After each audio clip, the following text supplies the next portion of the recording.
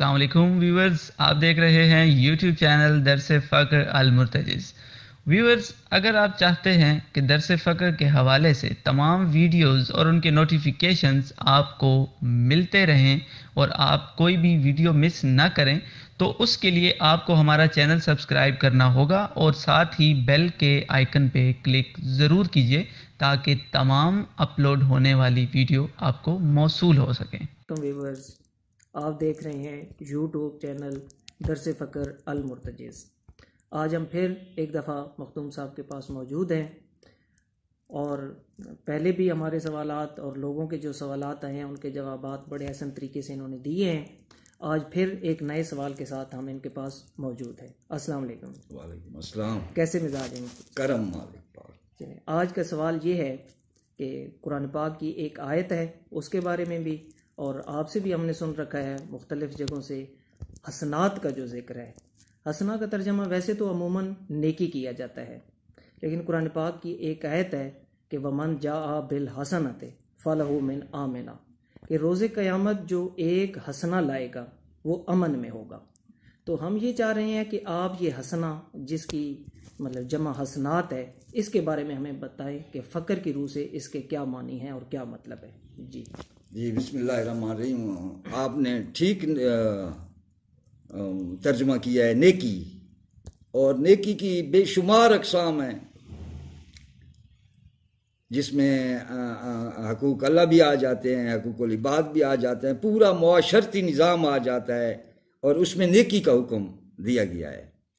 और उलमा ने इसकी काफ़ी तशरीह की है, लेकिन मैं आपको अपने राज बताता हूँ फ़क्र के, क्योंकि और चीज़ें तो आपको किताबों से मिल जाती हैं, उलमा की बड़ी लंबी लंबी बहसें हैं, तफासिर में हैं, लेकिन मैं आपको वो बातें बताता हूँ जो फ़क्र में मुजाहदे और मुशाहदे में देखी गई हैं।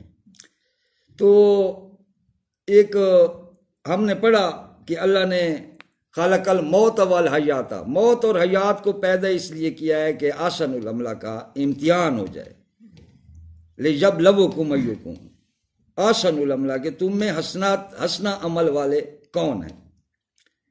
तो ये तो अब समझ आ गए कि मौत और हयात इन हसनात के इम्तिहान के लिए आई है।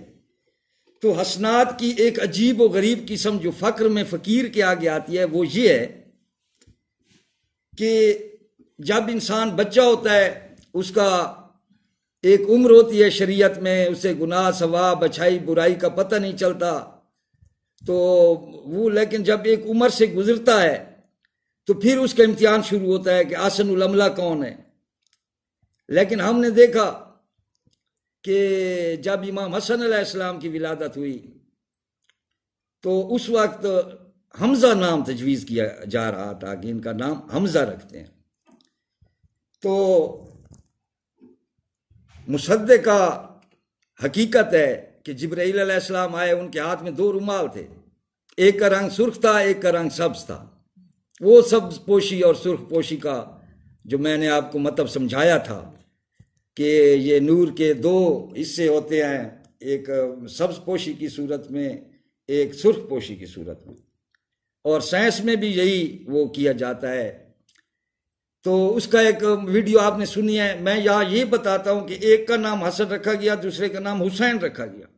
हसन का माना भी हसनत से है, हुसैन का माना भी हसनत और आसन हुसैन से माखिज है।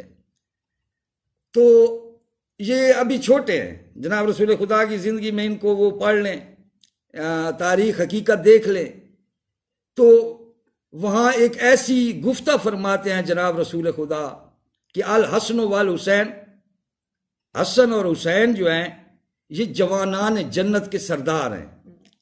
अभी उनका इम्तिहान शुरू भी नहीं हुआ, अभी उन्होंने नूह के बेटे का भी हाल हमने देखा, आदम के बेटे का हाल भी हमने देखा। ये क्या वजह थी कि अभी इनका इम्तिहान शुरू भी नहीं हो, आसनुल अमला की बलूगत तक पहुंचे भी नहीं, और जनाब रसूल खुदा फरमा रहे हैं कि ये जन्नत के सरदार हैं। अब आसनुल अमला का जो इम्तिहान है, उस इम्तिहान का जो रिजल्ट है वो या जहन्नम है या जन्नत है, या सजा है या जजा है। तो ये जो سزا جزا اور سن بلوغت سے پہلے جنت کی مہر ان پہ لگا رہے ہیں، صرف جنتی نہیں جنت کے سردار ان کو کہہ رہے ہیں۔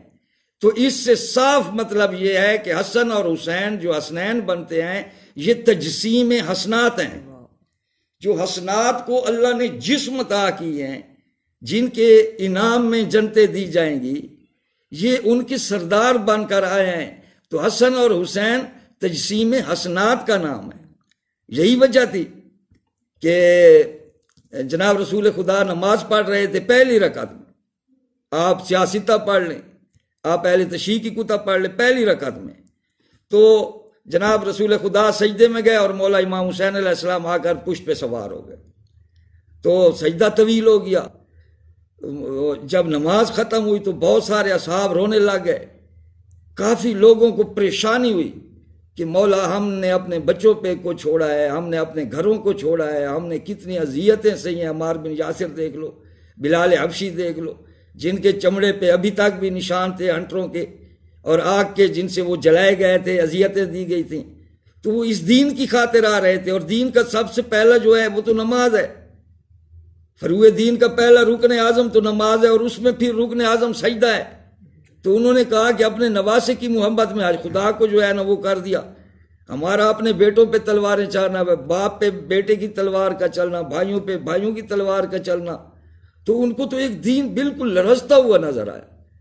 تو رسول خدا نے فرمایا مجھے قسم ہے اس ذات کی جس نے مجھے نبی بنا کر آپ پہ بھیجا ہے، میں نے چاہا کہ حسین کو نیچے اتاروں، لیکن خدا بولا کہ حسین کی گنتی میں فرق نہ آئے، جب تک حسین بیٹھا رہے تو سر نہ اٹھا۔ تو مسلمانوں کو کتنا بڑا سبق دے رہے تھے اللہ پاک کہ حسین اور حسن ہی تجسیم حسنات کو کہتے ہیں۔